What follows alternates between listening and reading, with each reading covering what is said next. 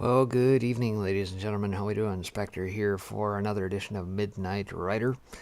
Here we are at the end of March. One more day, 30th day of March here. One more, and we're off to April already. Lots going on, certainly. And of course, thought I'd do something a little bit different here tonight. Obviously, recognizing the times in which we're in, the level of evil that surrounds us, why not focus and do a little quick study on old Cedom and Amorah, or Sodom and Gomorrah, as many of you probably know the cities by in the Old Testament. So tonight on the broadcast, that's exactly what we're going to do. We're going to take a quick spin through Genesis chapters 13, 14, 18, 19, and also, if you've never been through the book of Jasher, we're going to take a look at where Cedom and Amorah are also mentioned in those books as well, chapters 18 and 19 there as well. So, that being said, that's exactly what we're going to cover here tonight, and we'll see you back here on the other side.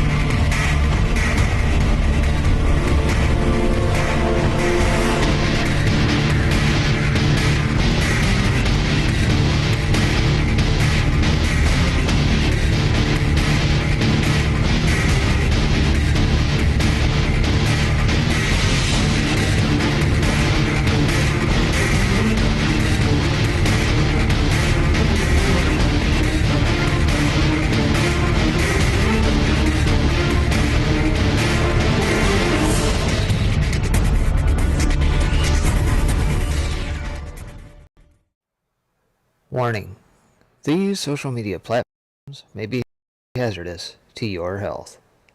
Censorship kills.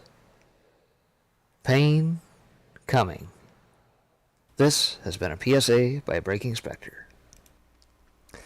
Alright, welcome back everybody. If you're just joining, appreciate you tuning in. Got you guys over on the YouTube side here this evening. Twitch is up and live. We got a few folks over on the D-Live side.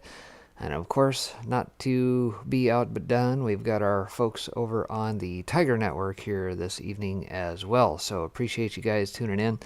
Like I said, tonight on the broadcast, I'm going to try and cover Genesis chapters 13, 14, 18, and 19. And then I'm also going to fold in Jasher, a couple chapters out of that book as well, 18 and 19, that also may help to fill in some of the holes in that perhaps maybe if you've ever read through the book of Genesis and wondered, boy, it seems like this is skipped around, or seems like it's missing some things. Well, perhaps Jasher will add a little extra color to that.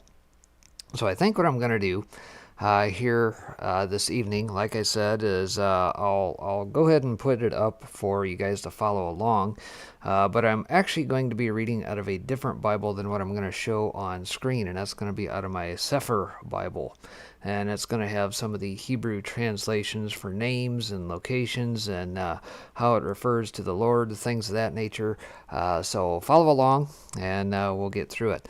But before we do, the one thing I want to cover here real quick before we get started, I put a post out earlier, and I says, well, what are you guys' thoughts?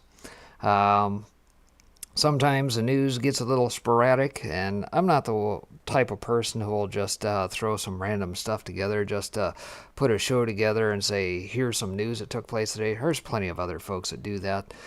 For what I do, typically I'll do a lot of piece togethers, if you will, kind of a theme or a person or a thing that's going on, and try and find as much information and put it all together around that. Or if by chance there's stuff going on, major events, things of that nature, I'll do that. But in the meantime, one of the things that I thought about doing here is taking a peek through a couple different books, and I'd like your feedback on that. So if you would leave your comments in the chats below or after the broadcast, whichever. A couple books in that I'm pondering going through and already have at the ready. The first of which is Ayn Rand's The Virtue of Selfishness. Why that particular book? Well, Ayn Rand was a pretty good literary, had some very interesting things to say back in the 60s, and of course this was one of them. Fairly short read, 150, 200 pages, something like that, I believe. And of course, very fitting considering the times we're in, talking about the whole COVID business, and you get all the Karens and that out there trying to obviously impose upon us. And the question then becomes, where does our liberty stop?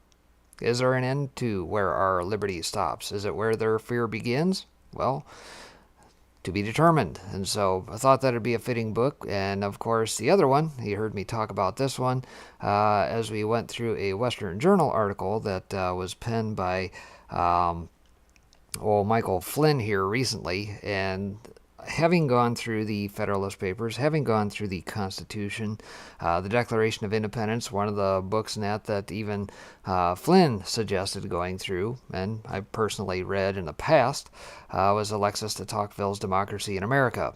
And that's a fairly long read, about 340 pages. But like I said, I thought, maybe if you guys thought you wanted to hear a little bit more about it, we can go through that, use that book as a little bit of filler material, if you will, as we re-engage, I guess, on various other shows, etc., etc. So, like I said, whichever one you wish, put it in the comments below, and we'll get going on that here probably, in the next few days or so.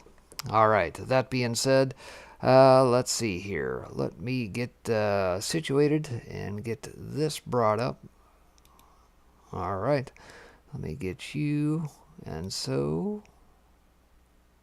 all right, let's get into it. So what I am going to use for showing, at least, is I'm going to use the World English Bible with Apocrypha. And we'll start off in Genesis 13, talking about Abram and Lot separate. And of course, we'll pick up on chapter 13, like I said, but I'm actually going to read out of my Sefer Bible here. So follow along, and we will go from there. All right, that being said, I'm trying to get situated in the background here. There we go. So chapter 13 out of the book of Genesis says, And Abram went up out of Mitzrayim, he and his woman, and all that he had, and Lot with him into the Negev. And Abram was very rich in cattle, and silver, and in gold. And he went on his journeys from the Negev even to Bethel, unto the place where his tent had been at the beginning, between Bethel and Ai, unto the place of the altar which he had made there at the first. And there Abram called on the name of Yahweh. And Lot also, which went with Abram, had flocks and herds and tents. And the land was not able to bear them, that they might dwell together, for their substance was great, so that they could not dwell together. And there was strife between the herdsmen of Abram's cattle and the herdsmen of Lot's cattle. And the Canaanite and the Perizzai dwelled then in the land. And Abram said unto Lot, Let there be no strife, I pray you, between me and you, and between my herdsmen and your herdsmen, for we be brethren. Let me advance this real quick here. There we go. It says, Is not the whole land before you? Separate yourself, I pray you, from me. If you will take the left hand, then I will go to the right. Or if you depart to the right hand, then I will go to the left. And Lot lifted up his eyes and beheld all the plain of Jordan, that it was well watered everywhere, before Yahweh destroyed Cedom and Amorah, even as the garden of Yahweh, like the land of Mitzrayim, as you come unto Tzor. Then Lot chose him all the plain of Jordan, and Lot journeyed east, and they separated themselves, the one from the other. Abram dwelt in the land of Canaan, and Lot dwelt in the cities of the plain, and pitched his tent toward Cedom. But the men of Cedom were wicked, and sinners before Yahweh exceedingly. So here's where the plot starts to thicken. And we'll advance here real quick. There we go. It says, And Yahweh said unto Abram, after that Lot was separated from him, Lift up now your eyes, and look from the place where you are northward, and southward, and eastward, and westward. For all the land which you see, to you will I give it, and to your seed forever. And I will make your seed as the dust of the earth, so that if a man can number the dust of the earth, then shall your seed also be numbered. Arise, walk through the land in the length of it, and in the breadth of it, for I will give it unto you. Then Abram removed his tent, and came and dwelt in the plain of Mamre, which is in Chevron, and built there an altar unto Yahweh. So then we get into chapter 14. All right. So now we're talking Abram rescues Lot. And it came to pass in the days of Amraphel, king of Shinar, Arioch, king of Elachar, Kedorlaomer, king of Elam, and Tidal, king of nations, that these made war with Bera, king of Cedom, and with Bersha, king of Amorah, Shinav, king of Admah, and Shemaber, king of Sovaim, and the king of Bela, which is Zoar. All these were joined together in the valley of Cedom, which is in the salt sea. 12 years they served Kedorlaomer, and in the 13th year they rebelled. And in the 14th year came Kedorlaomer, and the kings that were with him, and smote the Rephaim, and Ashtaroth, Karnaim, and the Zuziim, and Cham, and the Imim, and Sheva, Kiriathim. And they returned and came to Ain Mishpat, which is Kadesh, and smote all the country of the Amalekim, and also the Amorim that dwelt in Chatzon Tamar. And there went out the king of Cedom, and the king of Amorah, and the king of Admah, and the king of Sovaim, and the king of Bela, the same is Zoar, and they joined battle with them in the valley of Cedom.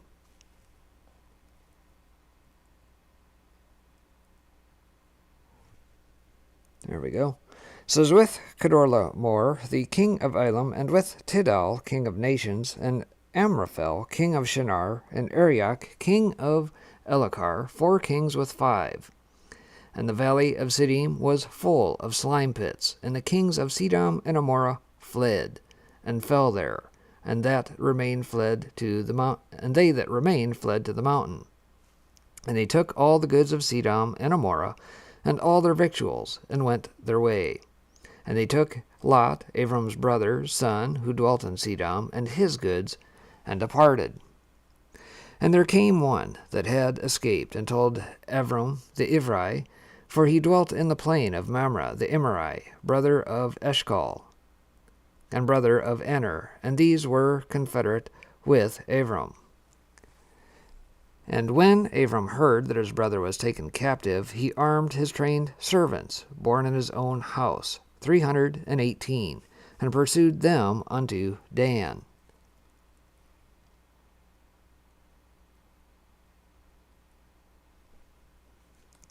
There we go. And he divided himself against them, he and his servants, by night, and smote them, and pursued them unto Shovah, which is on the left hand of Damascus. And he brought back all the goods, and also brought again his brother, Lot, and his goods, and the women also, and the people. And the king of Cedom went out to meet him after his return from the slaughter of Kedorlaomer, and of the kings that were with him, at the valley of Sheva, which is the king's valley. And Melchizedek, king of Shalem, brought forth bread and wine, and he was the priest of El-Elyon. And he blessed him, and said, Blessed be Abram of El-Elyon, possessor of heaven and earth. And blessed be El-Elyon, which has delivered your enemies into your hand. And he gave him tithes of all.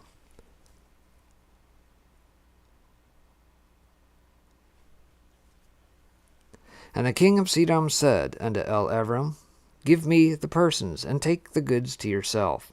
And Abram said to the king of Cedom, I have lift up my hand unto El Yahweh, El Elyon, the possessor of heaven and earth, that I will not take from a thread even to a shoe latchet, and that I will not take anything that is yours, lest you should say, I have made Abram rich, save only that which the young men have eaten, and the portion of the men which went with me, Aner, Eshcol, and Mamre, let them take their portion.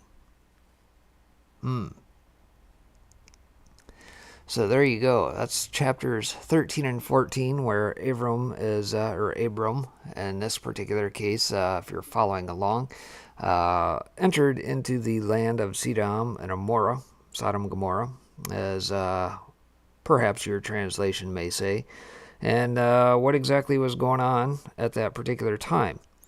That being said, let's flash forward into chapters 18 and 19. Let me get going here behind the scenes. There we go. All right, and over to chapter 18. So here, let's get into this. Chapter 18 out of the book of Genesis says, And Yahweh appeared unto him in the plains of Mamre, and he sat in the tent door in the heat of the day. And he lifted up his eyes and looked, and lo, 3 men stood by him. And when he saw them, he ran to meet them from the tent door, and bowed himself toward the ground, and said, My Adonai, if now I have found favor in your sight, pass not away, I pray you, from your servant. Let a little water, I pray you, be fetched, and wash your feet, and rest yourselves under the tree. And I will fetch a morsel of bread, and comfort ye your hearts. After that ye shall pass on, for therefore are ye come to your servant. And they said, So do as you have said. And Abraham hastened into the tent unto El-Sarah, and said, Make ready quickly 3 measures of fine meal, knead it, and make cakes upon the hearth. And Abraham ran unto the herd, and fetched a calf tender and good, and gave it unto a young man, and he hastened to dress it. And he took butter and milk, and the calf which he had dressed, and set it before them. And he stood by them under the tree, and they did eat.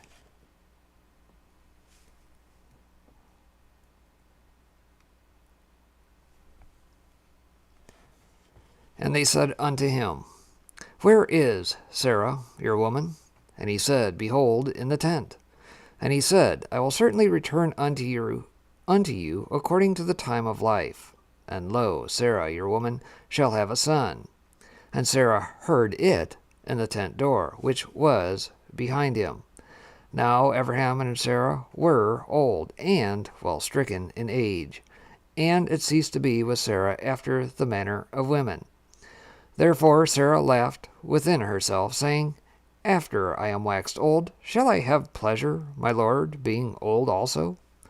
And Yahweh said unto Abraham, Wherefore did Sarah laugh, saying, Shall I of a surety bear a child which am old?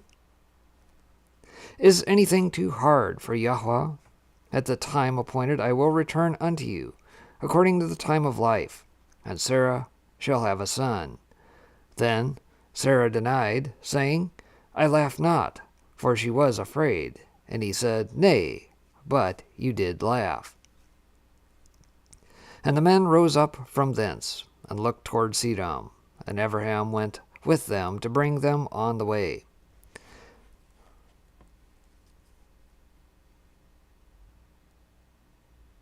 There we go. Verse 17, picking up, says, And Yahweh said, Shall I hide from Abraham that thing which I do? Seeing that Abraham shall surely become a great and mighty nation, and all the nations of the earth shall be blessed in him.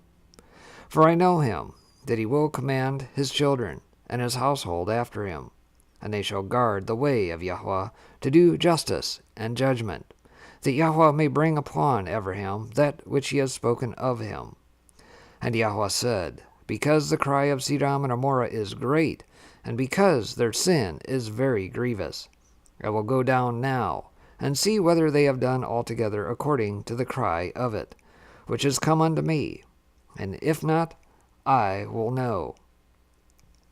And the men turned their faces from thence, and went toward Cedom, but Abraham stood yet before Yahweh. And Abraham drew near, and said, Will you also destroy the righteous with the wicked? Peradventure there be 50 righteous within the city. Will you also destroy, and not spare the place for the 50 righteous that are therein?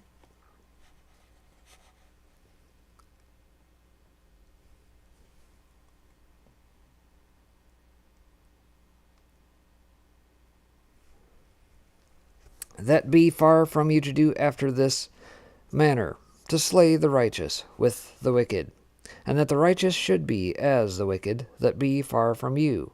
Shall not the judge of all the earth do right? And Yahweh said, If I find in Cedom 50 righteous within the city, then I will spare all the place for their sakes. And Abraham answered and said, Behold, now I have taken upon me to speak unto Adonai, which am but dust and ashes. Peradventure there shall lack 5 of the 50 righteous. Will you destroy all the city for lack of 5? And he said, If I find there 45, I will not destroy it. And he spoke unto him yet again, and said, Peradventure there shall be 40 found there. And he said, I will not do it for 40's sake. And he said unto him, Oh, let not Adonai be angry, and I will speak. Peradventure there shall 30 be found there. And he said, I will not do it, if I find 30 there. And he said, Behold, now I have taken upon me to speak unto Adonai. Peradventure there shall be 20 found there. And he said, I will not destroy it for 20's sake. And he said, Oh, let not Adonai be angry, and I will speak yet but this once. Peradventure 10 shall be found there. And he said, I will not destroy it for 10's sake. And Yahweh went his way. As soon as he had left communing with Abraham, and Abraham returned unto his place. Not finding too many folks within the ranks there that are yet to be spared. Started with 50, got all the way down to 10. Not looking too good. Chapter 19, continuing on, says, And there came 2 angels to Cedom at evening, and Lot sat in the gate of Cedom. And Lot, seeing them, rose up to meet them, and he bowed himself with his face toward the ground. And he said, Behold now, my lords, turn in, I pray you, into your servant's house, and tarry all night, and wash your feet, and ye shall rise up early, and go on your ways. And they said, Nay, but we will abide in the street all night. And he pressed upon them greatly, and they turned in unto him, and entered into his house. And he made them a feast, and did bake matzah, and they did eat. But before they lay down, the men of the city, even the men of Cedom, compassed the house round, both old and young, all the people from every quarter. And they called unto Lot, and said unto him, Where are the men which came into you this night? Bring them out unto us, that we may know them. And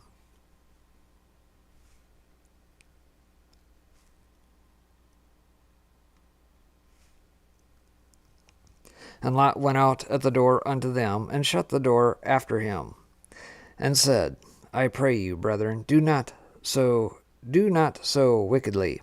Behold, now I have 2 daughters, which have not known man. Let me, I pray you, bring them out unto you, and do ye to them as is good in your eyes. Only unto these men do nothing. For therefore came they under the shadow of my roof. And they said, Stand back. And they said, Again, this one fellow came in to sojourn, and he will need to be a judge. Now will we deal worse with you than with them. And they pressed sore upon the man, even Lot, and came near to break the door. But the men put forth their hand, and pulled Lot into the house, to them, and shut to the door. And they smote the men that were at the door of the house with blindness, both small and great, so that they wearied themselves to find the door. And the men said unto Lot, Have you here any besides, son-in-law, and your sons, and your daughters, and whatsoever you have in the city? Bring them out of this place. For we will destroy this place, because the cry of them is waxen great before the face of Yahweh, and Yahweh has sent us to destroy it. And Lot went out, and spoke unto his sons-in-law, which married his daughters, and said, Up, get you out of this place, for Yahweh will destroy the city. But he seemed as one that mocked unto his sons-in-law. And when the morning arose, then the angels hastened Lot, saying, Arise, take your woman, and your 2 daughters, which are here, lest you be consumed in the iniquity of the city. And while he lingered, the men laid hold upon his hand, and upon the hand of his woman, and upon the hand of his 2 daughters, Yahweh being merciful unto him, and they brought him forth, and set him without the city. And it came to pass, when they had brought them forth abroad, that he said, Escape for your life, look not behind you, neither stay in all the plain, escape to the mountain, lest ye be consumed. And Lot said unto them, Oh, not so, my Adonai. Behold, now your servant has found grace in your sight, and you have magnified your mercy, which you have showed unto me in saving my life. And I cannot escape to the mountain, lest some evil take me, and I die. Behold, now the city is near to flee unto, and it is a little one. Oh, let me escape thither. Is it not a little one? And my soul shall live. And he said unto him, See, I have accepted you concerning this thing also, that I will not overthrow this city, for which you have spoken. Make haste, escape thither, for I cannot do anything till you are come thither. Therefore the name of the city was called Zoar. And God destroys Sodom. The sun was risen up upon the earth when Lot entered Zoar. Then Yahweh rained upon Cedom and upon Amorah brimstone and fire from Yahweh out of the heavens. And he overthrew those cities, and all the plain, and all the inhabitants of the cities, and that which grew upon the ground. But his woman looked back from behind him, and she became a pillar of salt. And Abraham got up early in the morning to the place where he stood, before Yahweh. And he looked toward Cedom and Amorah, and toward all the land of the plain, and beheld, and, lo, the smoke of the country went up as the smoke of a furnace. And it came to pass, when Elohim destroyed the cities of the plain, that Elohim remembered Abraham, and sent Lot out of the midst of the overthrow, when he overthrew the cities in which Lot dwelt. And Lot went up out of Zoar, and dwelt in the mountain, and his 2 daughters with him, for he feared to dwell in Zoar. And he dwelt in a cave, he and his 2 daughters. And the firstborn said unto the younger, Our father is old, and there is not a man in the earth to come in unto us after the manner of all the earth. Come, let us make our father drink wine, and we will lie with him, that we may preserve seed of our father. And they made their father drink wine that night, and the firstborn went in, and lay with her father. And he perceived not when she lay down, nor when she arose. And it came to pass on the morrow, that the firstborn said unto the younger, Behold, I lay yesternight with my father. Let us make him drink wine this night also, and go in and lie with him, that we may preserve seed of our father. And they made their father drink wine that night also. And the younger arose and lay with him. and he perceived not when she lay down, nor when she arose. Thus were both the daughters of Lot with child by their father. And the firstborn bore a son, and called his name Moab. The same is the father of the Moabim, unto this day. And the younger she also bore a son, and called his name Ben-Ammi. The same is the father of the children of Ammon, unto this day. Very interesting tale there, right? Obviously, a lot of proclivities going on in old Cedom and Amorah.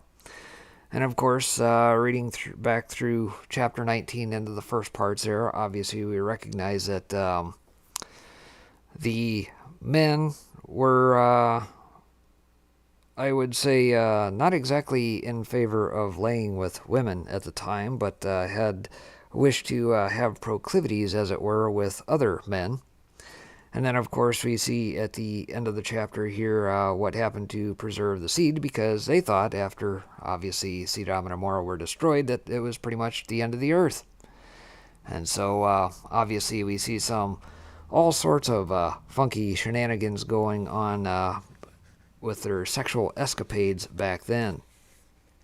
All right, so that takes us through the chapters in Genesis. Now, I'm going to flash over to the book of Jasher, which, like I said, if you've never had an opportunity to read through that or go through it, we're going to go ahead and do that here this evening. And let me get that brought up here real quick.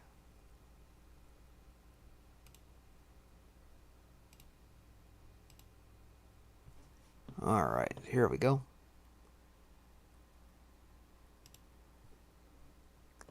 And we will transition over to that. So, if you're following along or wish to, you can go over to the sacredtext.com to get an idea. We're going to start off with chapter 18, and we'll hit chapter 19 as well.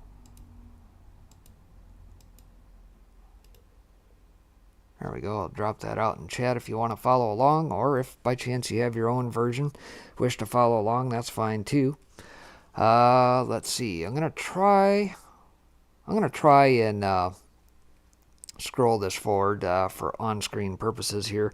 Chapter 18 is a fairly long chapter here, about 43 verses, and I think 19 is about 60 verses. So it's going to take a little bit to get through. Roll, screed, etc., etc. So let's see. Chapter 18, Book of Jasher. Again, this might help to fill in some of the holes, but I guess before I get into that, one thing that I'll make mention of this particular book is that obviously this is part of the Apocrypha. If you're one of those that believes that there's only 66 in the canonized Bible, fine, great, no issue whatsoever. Myself, I prefer to read outside of that in order to try and fill in some of the holes that seem to be there in various books and chapters throughout the 66. My personal belief is that the canon probably missed some because it is and was put together by man. Just my personal opinion. But again, take it for what it's worth, and obviously you can discern for yourself. So that being said, let's get into Jasher chapter 18. It says, And Abraham rose and did all that Elohim had ordered him. And he took his men of his household and brought and those bought with his money, and he circumcised them as Yahweh had commanded him. And I guess before I continue on, I'll just to give a little backdrop to this particular chapter. It says, Abraham entertains 3 angels who eat with him.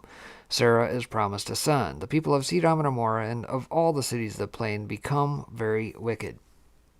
And I guess, again, just breaking before continuing on, obviously, as we just got done describing in the book of Genesis, chapter 19, the sexual proclivities net of the Cedom and Amorah cities in the day, that's what many of us think was the only thing that took place.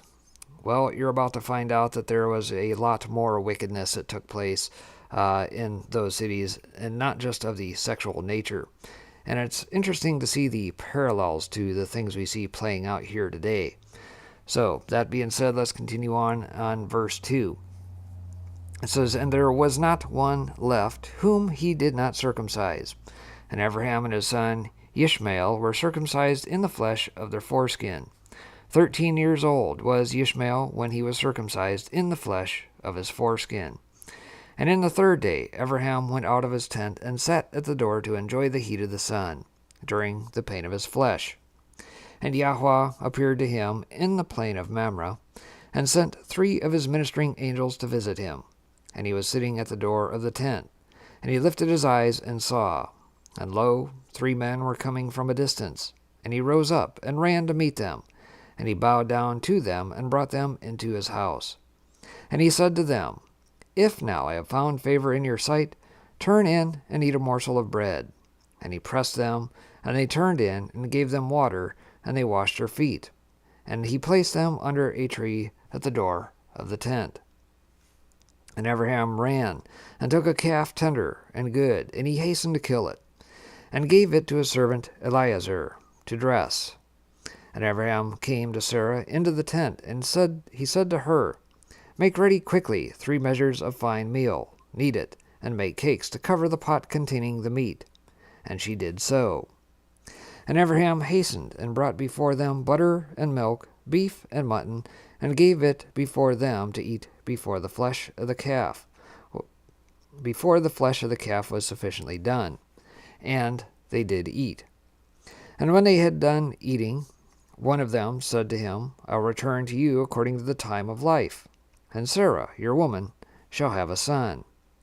And the men afterward departed and went their ways to the places to which they were sent.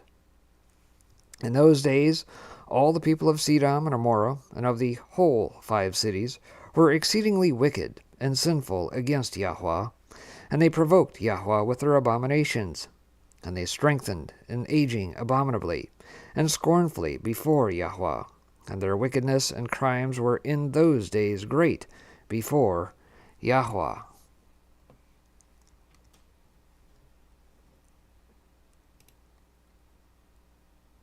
Scroll up about verse 12 there, following along. It says, And they had in their land, a very extensive valley, about a half-day's walk.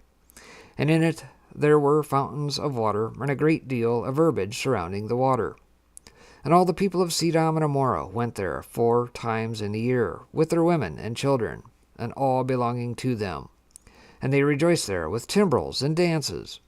And in the time of rejoicing they would all rise and lay hold of their neighbors' women, and some, the virgin daughters of their neighbors, and they enjoyed them.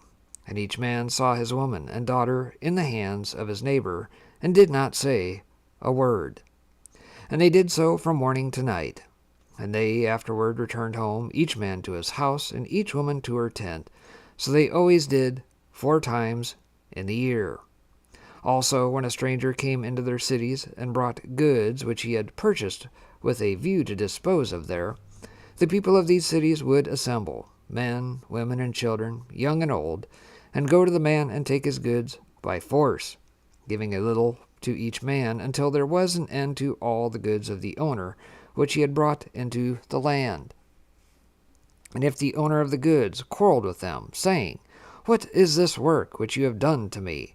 Then they would approach to him one by one, and each would show him the little which he took, and taunt him, saying, I only took that little which you did give me.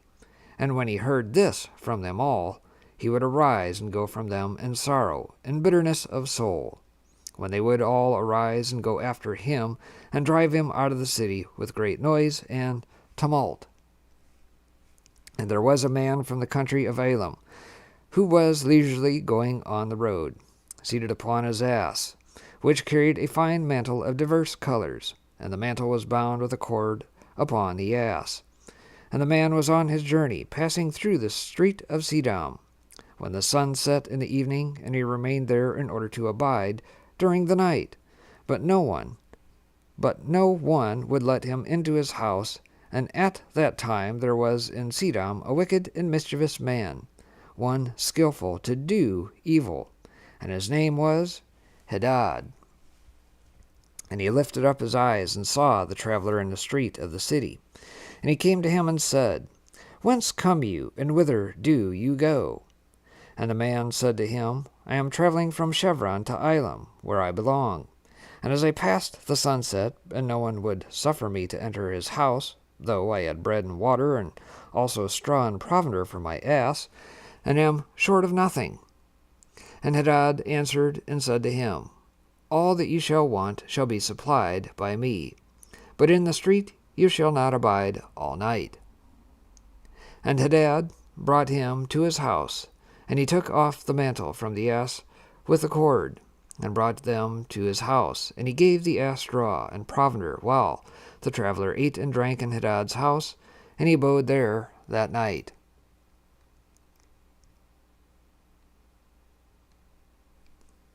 And in the morning the traveler rose up early to continue his journey, when Hadad said to him, Wait, comfort your heart with a morsel of bread, and then go. And the man did so, and he remained with him, and they both ate and drank together during the day, when the man rose up to go. And Hadad said to him, Behold, now the day is declining. You had better remain all night, that your heart may be comforted. And he pressed him so that he tarried there all night. And on the second day he rose up early to go away, when Hadad pressed him, saying, Comfort your heart with a morsel of bread, and then go. And he remained and ate with him also the second day. And then the man rose up to continue his journey. And Hadad said to him, Behold, now the day is declining. Remain with me to comfort your heart, and in the morning rise up early and go your way. And the man would not remain, but rose and saddled his ass. And while he was saddling his ass, the woman of Hadad said to her man, Behold, this man has remained with us for 2 days, eating and drinking, and he has given us nothing. And now shall he go away from us without giving anything? And Hadad said to her, Be silent. And the man saddled his ass to go, and he asked Hadad to give him the cord and mantle to tie it upon the ass. And Hadad said to him, What say you? And he said to him, That you may, my lord, shall give me the cord and the mantle made with diverse colors, which you did conceal with you in your house to take care of it. And Hadad answered the man, saying, This is the interpretation of your dream. The cord which you did see means that your life will be lengthened out like a cord. And having seen the mantle colored with all sorts of colors, means that you shall have a vineyard in which you will plant trees of all fruits. And the traveler answered, saying, Not so, my lord, for I was awake when I gave you the cord, and also a mantle woven with different colors, which you did take off the ass to put them by for me. And Hadad answered and said, Surely I have told you the interpretation of your dream, and it is a good dream, and this is the interpretation thereof. Now, the sons of men, give me 4 pieces of silver, which is my charge for interpreting dreams, and of you only I require 3 pieces of silver. And the man was provoked at the words of Hadad, and he cried bitterly, and he brought Hadad to Sirach, judge of Cedom. And the man laid his cause before Sirach the judge. When Hadad replied, saying, It is not so, but thus the matter stands. And the judge said to the traveler, This man Hadad tells you truth, for he is famed in the cities for the accurate interpretation of dreams.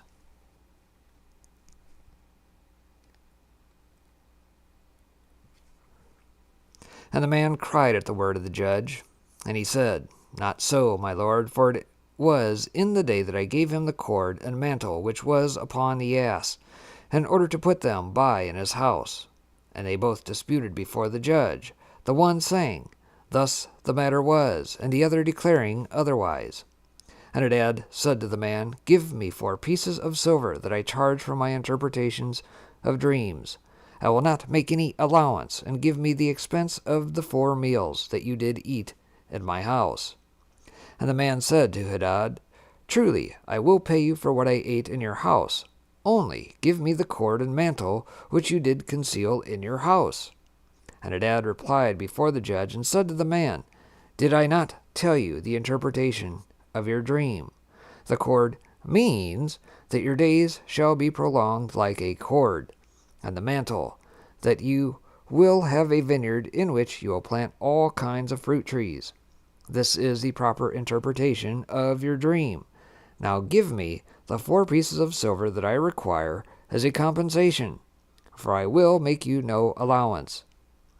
And the man cried at the words of Hadad, and they both quarreled before the judge. And the judge gave orders to his servants, who drove them rashly from the house. And they went away quarreling from the judge when the people of Cedom heard them. And they gathered about them, and they exclaimed against the stranger. And they drove him rashly from the city. And the man continued his journey upon his ass with bitterness of soul, lamenting and weeping. And while he was going along, he wept at what had happened to him in the corrupt city of Cedom. Sounds very, very similar to what we might see in these lands here today, right?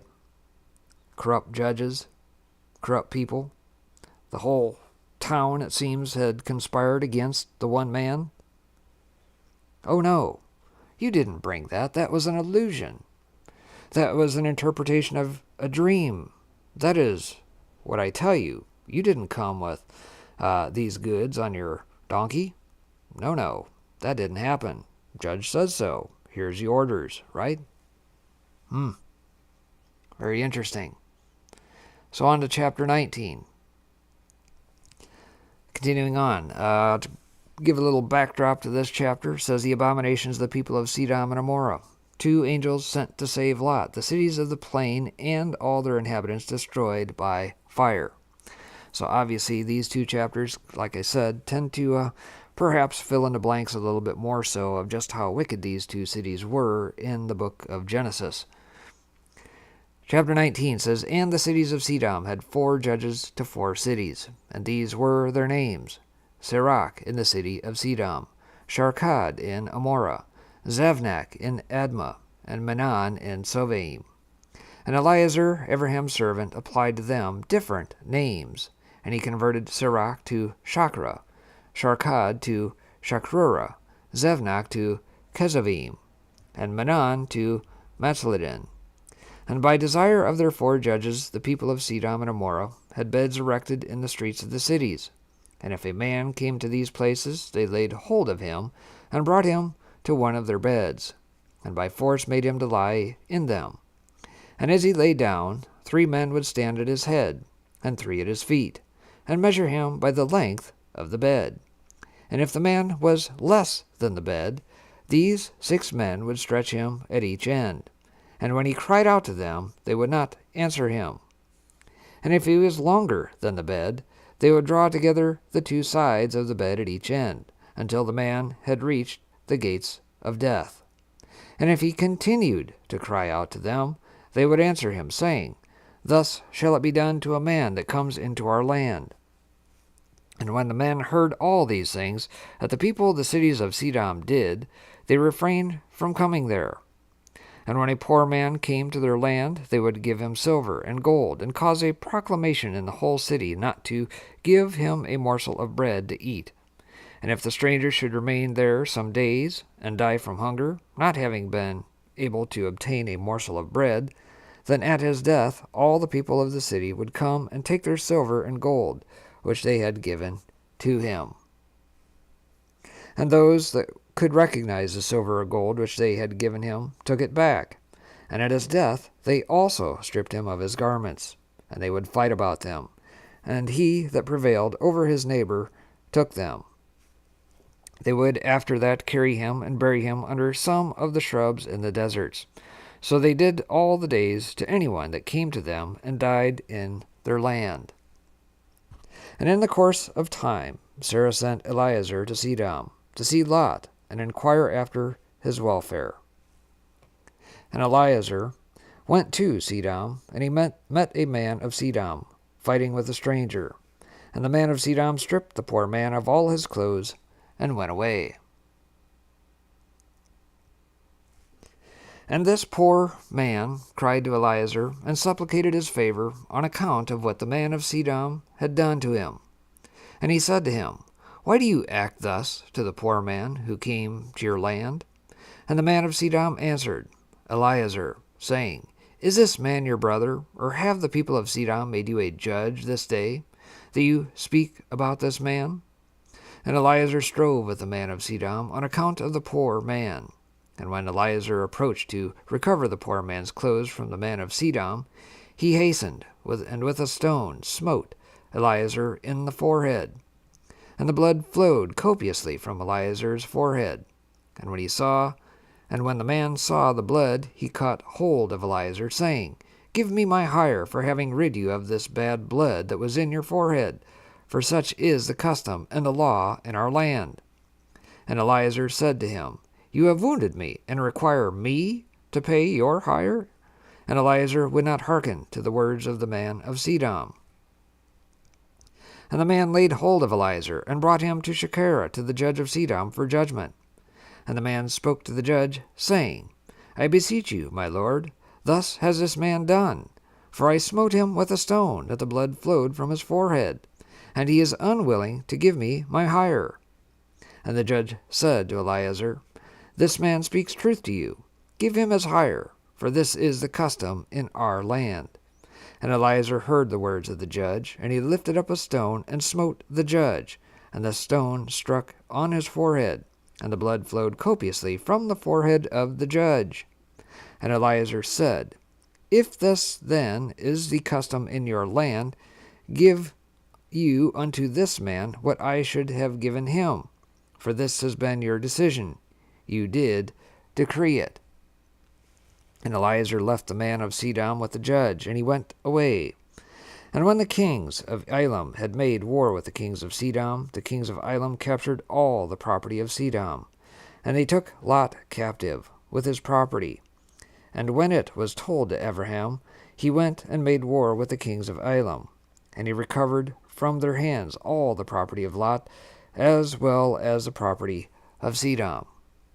At that time the woman of Lot bore him a daughter, and he called her name Peltith, saying, Because Elohim has delivered him and his whole household from the kings of Elam.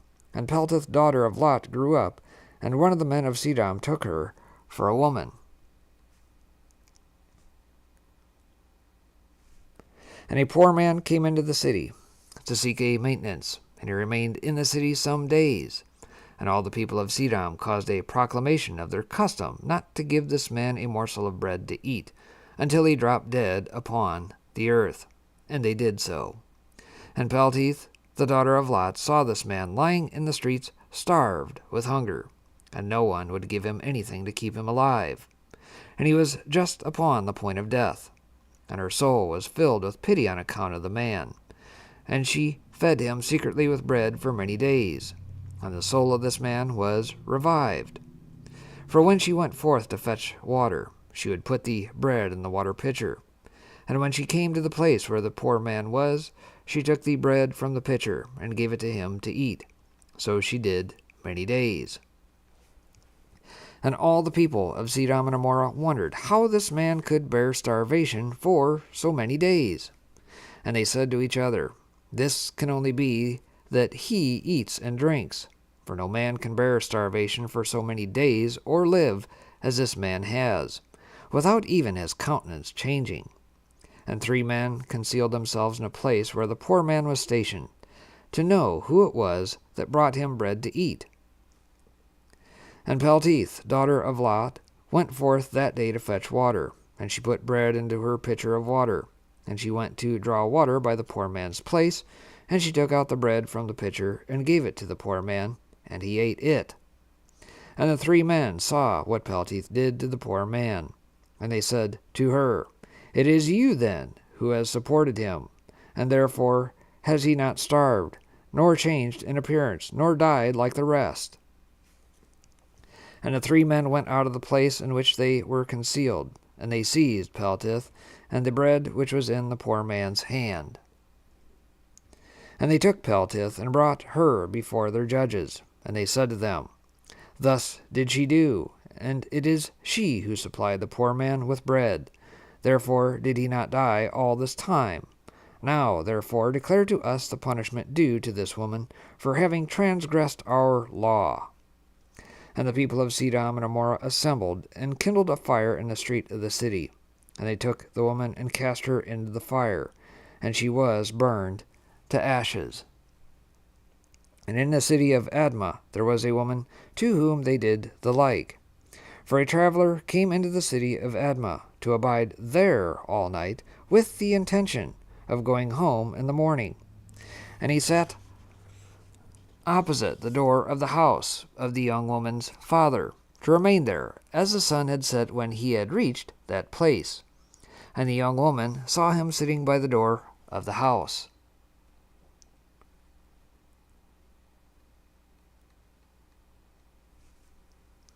And he asked her for a drink of water, and she said to him, Who are you? And he said to her, I was this day going on the road, and reached here when the sun set. So I will abide here all night, and in the morning I will arise early and continue my journey. And the young woman went into the house, and fetched the man bread and water to eat and drink. And this affair became known to the people of Admah, and they assembled and brought the young woman before the judges, that they should judge her for this act. And the judge said, The judgment of death must pass upon this woman, because she transgressed our law. And this, therefore, is the decision concerning her. And the people of those cities assembled, and brought out the young woman, and anointed her with honey from head to foot, as the judge had decreed. And they placed her before a swarm of bees, which were then in their hives. And the bees flew upon her, and stung her, that her whole body was swelled. And the young woman cried out on account of the bees, but no one took notice of her, or pitied her. And her cries ascended to heaven. And Yahweh was provoked at this, and at all the works of the cities of Cedom, for they had abundance of food, and had tranquillity amongst them, and still would not sustain the poor and the needy. And in those days their evil doings and sins became great before Yahweh. And Yahweh sent for 2 of the angels that had come to Abraham's house, to destroy Cedom and its cities. And the angels rose up from the door of Abraham's tent, after they had eaten and drunk, and they reached Cedom in the evening. And Lot was then sitting in the gate of Cedom. And when he saw them, he rose to meet them, and he bowed down to the ground. And he pressed them greatly, and brought them into his house, and he gave them victuals, which they ate. And they abode all night in his house.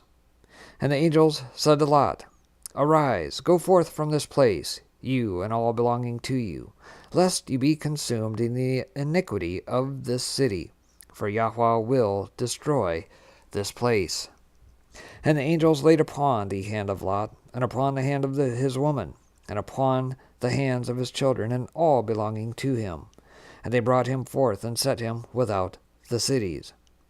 And they said to Lot, Escape for your life. And he fled, and all belonging to him.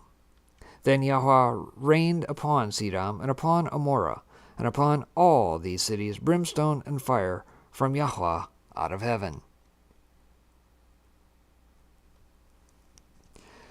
And he overthrew these cities, all the plain, and all the inhabitants of the cities, and that which grew upon the ground. And Edo, the woman of Lot, looked back to see the destruction of the cities, for her compassion was moved on account of her daughters, who remained in Cedom, for they did not go with her. And when she looked back, she became a pillar of salt, and it is yet in that place unto this day. And the oxen which stood in that place daily licked up the salt to the extremities of their feet, and in the morning it would spring forth afresh, and they again licked it up unto this day. And Lot and 2 of his daughters that remained with him fled and escaped to cave of Adullam. And they remained there for some time. And Abraham rose up early in the morning to see what had been done to the cities of Cedom. And he looked, and beheld the smoke of the cities going up like the smoke of a furnace. And Lot and his 2 daughters remained in the cave, and they made their father drink wine, and they lay with him, for they said there was no man upon earth that could raise up seed from them. for they thought that the whole earth was destroyed. And they both lay with their father, and they conceived and bore sons. And the firstborn called the name of her son Moab, saying, From my father did I conceive him. He is the father of the Moabim unto this day. And the younger also called her son Ben-Ammi. He is the father of the children of Ammon unto this day. And after this, Lot and his 2 daughters went away from there, and he dwelt on the other side of the Jordan with his 2 daughters and their sons. And the sons of Lot grew up, and they went and took themselves women from the land of Canaan. And they begat children, and they were fruitful and multiplied.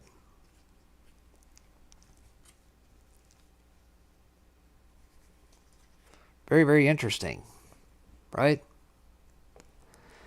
So a little extra color around the book of Genesis, again by way of Jasher, chapters 18 and 19 there.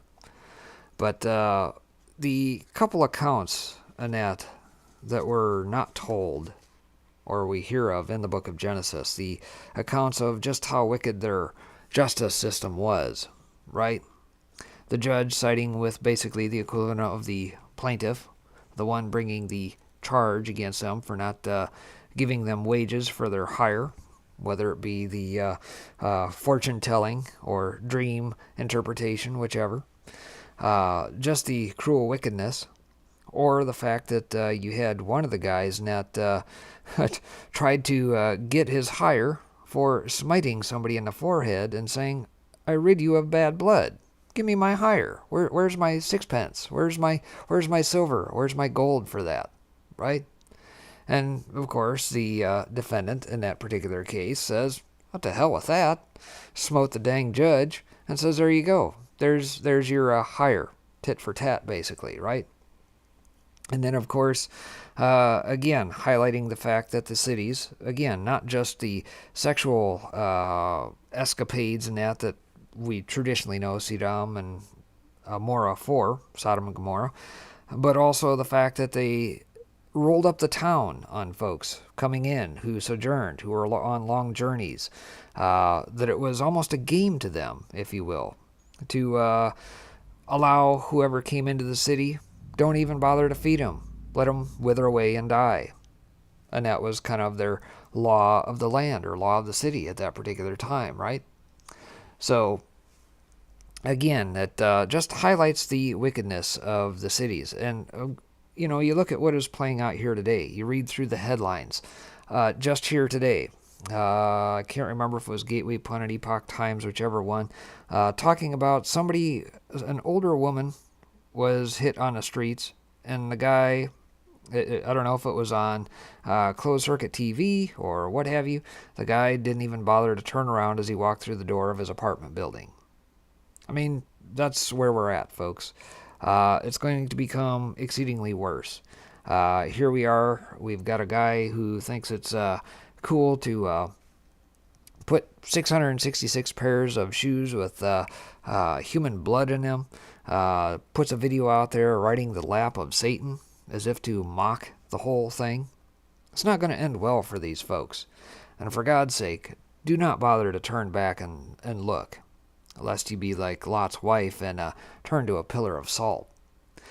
So, that's what I got for you here tonight. Again, it's just recognizing the times in which we live. Obviously, the parallels to what is playing out in both the books of Genesis as well as the book of Jasher. Again, the little extra color around the 2 cities in that who did wickedly against God at that particular point in time. Are we necessarily going to go down that same path? I can't say for certain, but we will be judged, whether on an individual basis or on a country basis, perhaps even cities, either way. If things don't turn around, then yes, I would expect that fire and brimstone are probably going to be in store. And again, it's not going to end well for those who continue to mock, maim, and everything else, pervert justice, everything else that we have seen played out here as of late. So, That being said, that's going to do it for the broadcast here this evening. Appreciate you guys tuning in. As I mentioned previously, be sure to put in the description below comments which of the two books that I described at the beginning of the broadcast, the Ayn Rand or the Alexis de Tocqueville book. Probably start doing that here shortly. So, again, we'll catch you back here shortly, real soon. Take care. God bless everybody.